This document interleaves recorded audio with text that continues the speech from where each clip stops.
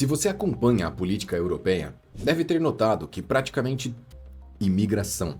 Esse assunto domina os debates e, em muitos casos, parece ser o único foco das campanhas políticas, deixando outras questões de lado, todos prometendo uma única coisa: limitar a imigração. Na Itália, Geórgia. O problema é que a Europa tem as portas escancaradas. Se fosse uma imigração normal, tipo 100 mil pessoas, tudo bem. Agora, temos uma imigração que não tem limite. E é do tipo, venham todos. Não é nem venham as pessoas que têm maior capacidade. As que têm licenciatura. Não é preciso, não estou a dizer licenciatura, mas aquelas pessoas que vêm realmente para trabalhar. Se uma pessoa vem realmente para trabalhar, tudo bem. Agora, a pessoa vem para andar pendurada em subsídios, isso eu acho mal. Meloni e o seu partido, Irmãos da Itália, chegaram ao poder com esse discurso central. Nos Países Baixos, o Partido pela Liberdade, fundado por Geert Wilders, conquistou 37 das 150 cadeiras no parlamento, mais do que o dobro da última eleição, tornando-se o maior partido do país. Na Suécia, os democratas suecos ficaram em segundo lugar nas eleições, mas atualmente fazem parte de uma coalizão que governa o país. Na Áustria, o Partido da Liberdade tem uma origem polêmica, criada em 1949.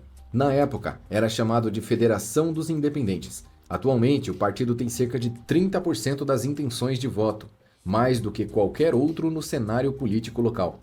Nas próximas eleições, muitos desses partidos devem assumir o controle de governos na Europa. Na Finlândia, o governo dos verdadeiros finlandeses ficou em segundo lugar nas eleições mais recentes. Na Espanha, o partido Vox cresceu rapidamente. E em Portugal, o partido Chega. Aqui o Chega também é muito socialista, é que quer subsídios para tudo e mais alguma coisa. Por isso não acredito que este partido tenha assim grande força para fazer alguma coisa com a imigração. Ele luta para isso, mas uma coisa é o que ele diz, outra coisa é o que ele faz. Quadriplicou sua presença parlamentar, passando de 12 para 50 cadeiras. Na França, apesar de Emmanuel Macron ter vencido Marine O Manuel Macron é demasiado é aquele socialista de quase a cheirar ao comunista. Eu não vou cagar dele nem por nada, que ele é socialista comunista. Le Pen nas eleições presidenciais de 2022, é quase certo que a situação será diferente na próxima disputa. Mas o que essas lideranças têm em comum? E por que elas nunca vão conseguir resolver o problema? O que essas lideranças têm em comum é muito fácil. Querem mão de obra barata e sabem que só aqueles países pobres podem mandar para lá mão de obra barata. Porque aqui, toda a gente que não seja legal só arranja trabalho se trabalhar muito barato. Por isso é que, por exemplo, os restaurantes aqui, é raro aquele restaurante que eu vejo que não tem brasileiros. É muito raro. Porquê? Porque eles só aceitam trabalhar mais barato que os portugueses. É por causa disso. Mão de obra barata. Resumo-se a isso, a imigração na Europa é mão de obra barata. De imigração. A Dinamarca também adotou políticas rigorosas sobre imigração. O Brexit foi amplamente motivado pela promessa de recuperar o controle sobre a imigração, alimentando o crescimento do Partido da Independência do Reino Unido. O mais surpreendente é que muitos desses países eram antes considerados radicais e marginalizados. Poucos queriam se associar a eles, e suas presenças parlamentares eram praticamente insignificantes. Essa situação mudou radicalmente, principalmente devido à crise migratória e o aumento no número de refugiados na Europa. A crise migratória na Europa não surgiu do nada. A combinação de conflitos, governos instáveis e serviços públicos sobrecarregados criou uma situação insustentável. Um dos primeiros momentos que agravaram esse cenário foi a Primavera Árabe, uma onda de protestos e revoltas no Oriente Médio e no norte da África no início do ano 2010. Cidadãos de países como Síria, Líbia, Iêmen e Iraque enfrentavam governos autoritários, pobreza extrema, violência separatista e violações nos direitos humanos. As tentativas de resistir a esses governos muitas vezes levavam a conflitos internos e a guerras civis. Com o colapso desses governos, surgiram grupos extremistas que exploraram o caos para expandir o seu poder. O envolvimento de potências estrangeiras. Mas isto aqui não tem. como é que posso explicar? Isto aqui, a Europa recebeu muita gente que dizia que estava a fugir da guerra e nem sequer vinham de países em guerra. Isto é tudo só para enganar burros. Isto é só enganar burros. Complicou ainda mais a situação. Nos conflitos na Síria e na Líbia, por exemplo, os Estados Unidos e seus aliados apoiaram grupos rebeldes para derrubarem regimes ditatoriais, enquanto Rússia e Irã apoiaram os ditadores. Esses interesses externos transformaram conflitos regionais em guerras prolongadas. A guerra na Síria resultou na fuga de 6,6 milhões de pessoas, enquanto a Líbia se tornou um ponto de partida para milhares que tentavam cruzar o Mediterrâneo em busca de segurança na Europa. Em 2011, as solicitações de asilo de tunisianos na União Europeia aumentaram 90%, enquanto a de líbios subiram 76%. Muitas dessas pessoas não querem deixar as suas casas.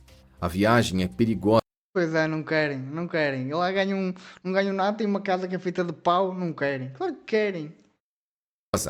A adaptação na Europa é cheia de desafios, como aprender um novo idioma, enfrentar preconceitos e viver. Aliás, na Europa, se fosse como nos Estados Unidos, era tudo muito fácil, que é só perder o inglês, está feito. Na Europa tem quê? Tem português, francês, espanhol, alemão, italiano. É à volta dos 10 12 idiomas diferentes. Não é fácil. Longe da família. A migração em massa é um reflexo direto de crises políticas e econômicas graves, que continuaram a forçar milhões de pessoas a buscarem uma vida melhor, independente das barreiras erguidas ao longo do caminho. Se cidades como Damasco fossem tão desenvolvidas quanto Berlim, Paris ou Londres, não haveriam tantos refugiados arriscando as suas vidas para buscar uma vida melhor na Europa. Para entender por que lugares como o Oriente Médio e a África enfrentam tantas dificuldades até hoje. Não sabes? Claro que sabes, não é? Porque são países que têm muitos recursos naturais. Digo eu, petróleo. Petróleo está na raiz disso. Quanto mais recursos naturais um país tem, mais corrupto é esse país. Basta olhar para aqueles países que têm muito petróleo. São países super corruptos. Super corruptos. Olha a Venezuela. É uma das maiores... um dos maiores países que tem petróleo. Não em tamanho, mas em petróleo. E olha a corrupção lá. E o povo vive na pobreza. Hoje, é preciso olhar para a história, especialmente para o período do colonialismo. Durante séculos, potências europeias como o Reino Unido, França, Alemanha, Bélgica e Portugal dominaram quase toda a África. Milhões de africanos morreram, direta ou indiretamente, como resultado desse domínio. Recursos naturais foram explorados em grande escala, enquanto bilhões de horas de trabalho foram forçadas sem nenhuma compensação justa. A falta de desenvolvimento econômico foi um efeito devastador nesse sistema. As potências coloniais transformaram... Aliás, está aí a falar de mão de obra escrava. Quem mais escravizou os negros foram os próprios negros. Quem mais escravizou os brancos foram os próprios brancos. Quer dizer que negros é que são escravizados e que os brancos é que escravizam os negros. Isso é mentira. Isso é mentira. A própria história conta isso. Isso é mentira. Formaram grande parte da África em economias agrícolas dependentes, focadas na produção de produtos como algodão ou cacau para exportação. E também foi feita a severa proibição de comércios entre os próprios países africanos, que acabou consolidando a dependência do mercado europeu. Antes disso, a colonização árabe também deixou suas marcas na região. No Oriente Médio, o mesmo tipo de exploração ocorreu em várias fases históricas. Com a partilha colonial, após a Primeira Guerra Mundial, os impérios europeus dividiram o Oriente Médio em áreas de influência, criando fronteiras artificiais que ainda geram conflitos até hoje. Essa combinação de exploração, falta de investimento local e interferências externas constantes impediu que muitos países do Oriente Médio e da África desenvolvessem economias estáveis e instituições políticas sólidas. Os efeitos ainda são visíveis e ajudam a explicar a atual crise migratória. O ato de ir até países e arrancar à força todo o seu ouro, prata, madeira e outros criou uma cicatriz enorme. E agora, toda a Europa enfrenta o peso de ter massacrado tantas nações. Após a Primeira Guerra Mundial, acordos dividiram o Império Otomano entre potências europeias como Reino Unido e França. Isso resultou em fronteiras artificiais que desconsideram completamente a cultura local, causando conflitos semelhantes a Israel e Palestina. Essas Aqui uma das piores coisas é que quem vem lá do Paquistão, Bangladesh e tudo mais, não tem a mesma cultura que os europeus. E só por aí é um choque cultural enorme. E claro que as pessoas depois já não há chapado umas com as outras. divisões políticas forçadas alimentaram tensões culturais que persistem há mais de um século. Até grupos militantes, como o autoproclamado Estado Islâmico, citaram esses acordos como motivo para seus levantes, alegando querer reverter os efeitos do colonialismo na região. Mesmo com o fim dessa era, Aliás, Portugal é que enriqueceu Angola, Moçambique e esses países que Portugal colonizou. Se não fosse Portugal, ainda eram índios ou o que era lá a matar uns aos outros. Se não fosse Portugal, Angola ainda era um país, ainda é um país de terceiro mundo, mas ainda era um país muito subdesenvolvido. Tudo que lá foi deixado de prédios, hospitais, foi tudo Portugal que construiu. Portugal não, a nação portuguesa. Se não fosse assim, Angola era um monte de mato. o controle externo continuou de forma disfarçada, através do neocolonialismo, as colônias modernas. Nesse modelo, empresas multinacionais assumem o papel das antigas potências coloniais. Um exemplo marcante é a relação entre a gigante petrolífera Shell e a Nigéria.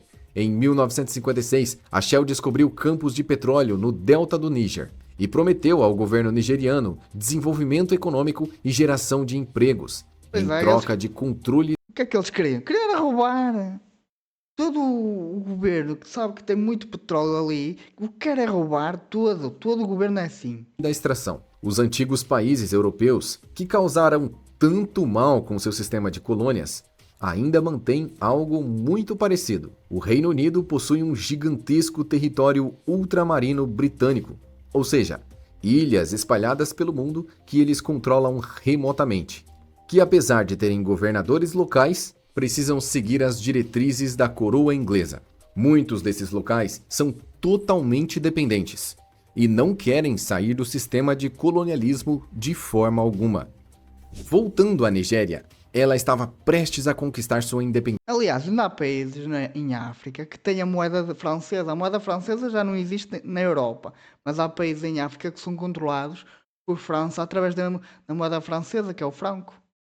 É o franco francês. Ainda existe isso. E depois o Portugal é que é o vilão. Não, Portugal não é o vilão. O vilão foi, sim, aqueles que querem controlar outros países através da moeda.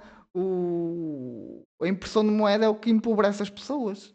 Independência do Reino Unido, e a proposta da gigante petrolífera parecia vantajosa. Apesar da infraestrutura estar no país, a Shell manteve o controle total operacional, com 95% das exportações da Nigéria baseadas em petróleo.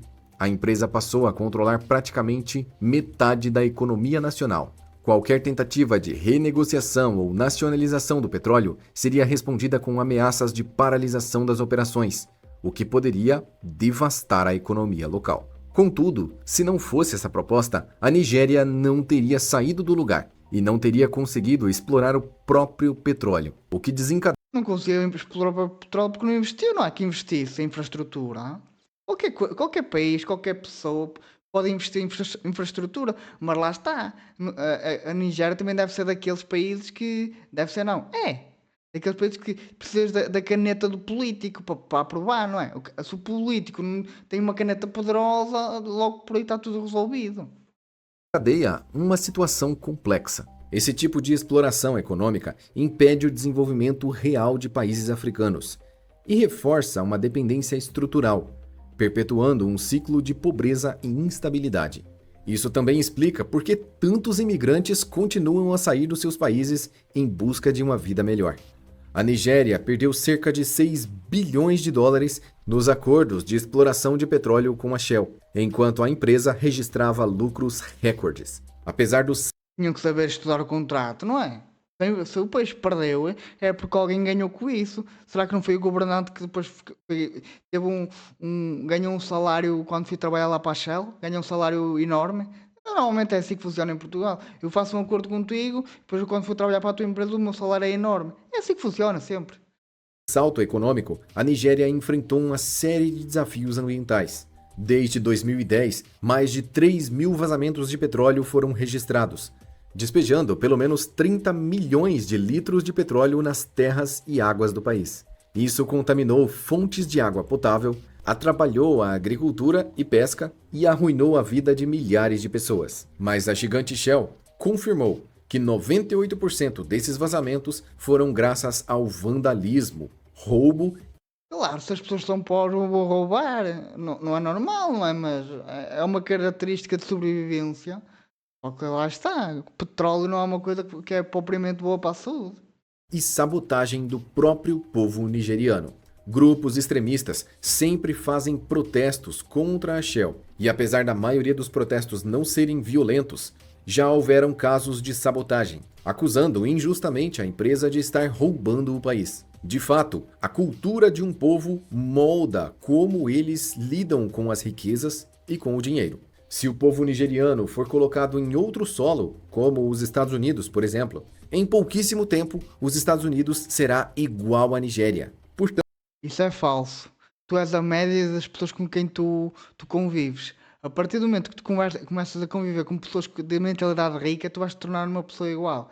Isso aí é falso. Se tu fores para os Estados Unidos, como o incentivo nos Estados Unidos é criar riqueza, criar empresas, é isso que tu vais fazer. Nos Estados Unidos, claro que há corrupção em todo lado, isso aí é inegável. Mas quando o teu incentivo é criar negócios, para que é que tu vais andar a roubar? Não, tu crias o teu negócio e fazes a tua vidinha. Lá o incentivo é esse. Nos países socialistas, o incentivo é eu vou roubar porque o dinheiro me custou a ganhar. E esse é o incentivo nos países socialistas. E eu estou a ver que a Nigéria é um país, daquilo que eu estou a perceber, é um país socialista. Porque pensa que as coisas caem do céu. Não, nada cai do céu. A empresa, a Shell, teve que investir em infraestrutura. Essa infraestrutura não caiu do céu. Alguém teve que gastar dinheiro nisso. a imigração muitas vezes não resolve o problema. O problema é estrutural, cultural e deve ser tratado no íntimo Cultural, ou seja, daquele país, não de todo o mundo. da cultura da sociedade e não na posição geográfica. Hoje, países como China e Rússia também estão envolvidos, seja através da iniciativa da Nova Rota da Seda chinesa ou dos grupos militares russos. Eles operam em várias regiões da África e do Oriente Médio. Mais um exemplo desse tipo de exploração é o uso das minas de cobalto na República Democrática do Congo, que são essenciais para a indústria da tecnologia. Apesar do cobalto ser amplamente explorado e a nação não ganhar quase nada em troca disso, dificilmente eles poderiam extraí-la por conta própria. O trabalho precisa. Porque é que eles conseguem porque lá está, são pobres e pensam que as coisas caem do céu. Não, basta estudar, ter infraestrutura e ter conhecimentos para as coisas. Certo? Se tens conhecimento e tens infraestrutura, é só meter mãos à obra. Ser especializado, sem contar com o maquinário necessário que custaria. Lá está, aquilo que eu tenho percebido é que os países mais pobres têm um ranço em aprender coisas novas, que é, se é para aprender, então não quero, eu quero coisas fáceis, que não existem em lado nenhum. Porque é que a China está-se a tornar, ia se tornar uma potência? Porque eles aprenderam a lidar com chips, que a Intel, a AMD, a Nvidia, esses chips têm muita engenharia ali e eles aprenderam a mexer com aquilo. Tudo que tem muita engenharia custa muito dinheiro. E se tu aprendes a mexer em coisas que têm alto valor agregado, claro que vais ganhar muito dinheiro. Agora, se a tua indústria é batatas, é couves, é coisas que saem, é commodities, se a tua indústria é commodities, isso não tem valor. Isso nunca vai ter valor. Agora, uma indústria que é focada em desenvolvimento tem valor. As pessoas têm que aprender a mexer com aquilo, têm que aprender, têm que se desenvolver e têm que ter infraestrutura para mexer com aquele tipo de tecnologia. Agora não vêm dizer, eles são pobres, eles não podem. São pobres nada, eles é que não querem aprender. Centenas de milhões de dólares. Países como o Brasil também sofrem explorações semelhantes. O Brasil sofre com o petróleo, que é levado a preços bem competitivos, e nós ficamos com É preço de mercado. Isso funciona em todo o mundo. Tu vendes ao preço de mercado. Se o mercado está a vender a 60, tu só consegues vender a 60. Se o mercado está a vender a 100, tu só consegues vender a 100. É preço de mercado. Se é barato, olha o que é o preço de mercado. É assim que funciona em todo o mundo. Com a menor parte do lucro. Nosso petróleo é revendido em outras terras, bem como os minerais, como o nióbio, que são explorados em algumas fontes brasileiras e vendidos a altíssimos preços. Em Gana, o cenário é semelhante. O país é um dos maiores exportadores de ouro de todo o mundo, mas controla apenas 1,7% das suas próprias reservas de ouro. Entre 1990 Porque provavelmente alguém comprou a produção. E se alguém comprou a produção, não é o país que manda, é quem comprou a produção. Digo eu, não sei, que eu não conheço a história. e 2002, Gana produziu 5,2 bilhões de dólares em ouro, mas recebeu apenas 87 milhões em royalties. Gana não fez grana, além de todos esses países possuírem, na maior parte do tempo, governos corruptos. Uma evasão Está aqui a explicação. Se tem um governo corrupto, para onde é que vai o dinheiro? Vai para o bolso do governo, não é? É sempre assim. Um país que tem muitas commodities, o governo vai ser sempre corrupto. Sempre, não há hipótese, sempre corrupto. fiscal enorme que rouba entre 20 a 40 bilhões de dólares anuais de cada país em desenvolvimento. Desde 1960, estima-se que esses países neocoloniais perderam cerca de 152 trilhões em riqueza nacional, perpetuando a dependência econômica. Alguns líderes africanos estão dispostos a lutar pela soberania econômica, mas também enfrentam ameaças e desafios constantes. Um exemplo histórico marcante é o primeiro-ministro iraniano Mohammad Mossadegh. Em 1951, ele nacionalizou a Anglo-Iraniana Oil Company para garantir que os lucros do petróleo ficassem. Mas lá está, tu estás a expropriar empresas que não queriam ser expropriadas, logo por aí estás a afastar o investimento externo. Eu não investiria nunca num país que tem políticas de expropriação. Eu nunca faria isso na minha vida. É para ficar sem o meu investimento? Não, não faço isso. Não invisto ali. Assim, com o povo iraniano. Em resposta, o Reino Unido e os Estados Unidos orquestraram, derrubando Mohammed e reinstalando um governo local. A produção de petróleo voltou ao controle de um consórcio de empresas britânicas, americanas e europeias, excluindo o Irã das decisões financeiras. Muitos outros líderes africanos. O petróleo é como qualquer commodity, é valor de mercado. Se há uma baixa de produção naquela commodity, o valor vai subir. Se há uma alta de produção, o valor vai cair. Porque é que acham que o petróleo tem o preço controlado? Porque eles sobem e descem a produção conforme lhes apetece. É assim que funciona. Também foram parte de golpes organizados por antigas potências coloniais, políticas organizadas e que orquestram estratégias políticas para ter o controle total sobre a exploração dos recursos naturais. Esse padrão não é exclusivo da África. A crise migratória não é causada apenas por fatores externos. O próprio modelo econômico europeu depende de trabalhadores estrangeiros para preencherem empregos de baixa remuneração. Mão de obra barata, como já falei. Na Itália, apesar da sua retórica contra a imigração, ela aumentou significativamente sua cota de vistos de trabalho para cidadãos fora da União Europeia. Em toda a Europa, a população está envelhecendo rapidamente e todos os países estão buscando uma solução rápida, muitos deles na imigração. Na Alemanha, são necessários 400 mil trabalhadores estrangeiros por ano, somente para manter a economia funcionando. As empresas europeias se beneficiam dessa dinâmica, ao pagar salários mais baixos para os imigrantes. Assim, eles conseguem mais lucro.